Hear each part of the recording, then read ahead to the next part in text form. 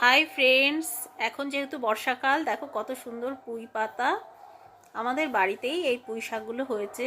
আমি তাই ভাবলাম আজকে পুঁই শাকের বড়াই ভাজি।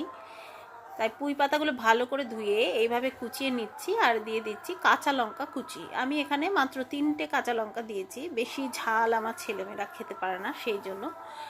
আর দিয়ে দিচ্ছি নুন আর হলুদ গুঁড়ো, আর দিয়ে দিচ্ছি কর্নফ্লাওয়ার, আর কাঁচা লঙ্কা কুচি দিয়েছি। তোমরা চাইলে পেঁয়াজ কুচি আরও অনেক কিছু দিতে পারো, আমি বেশি কিছু দিইনি। এইটা দিয়েই ভালো করে এগুলোকে ম্যারিনেট করে তেলের মধ্যে গরম গরম লাল লাল করে ভেজে নেব। বর্ষাকালে এই রকম পকোড়া খেতে খুব ভালো লাগে। তোমরা কি ভালোবাসো এরকম পকোড়া খেতে? কে কে ভালোবাসো আমাকে কমেন্টস করে জানিও। গরম ভাতে অথবা খালি খালি খেতেও দারুণ লাগে। একটু মুচমুচে করে ভাজতে হয়। কেমন? Bye bye.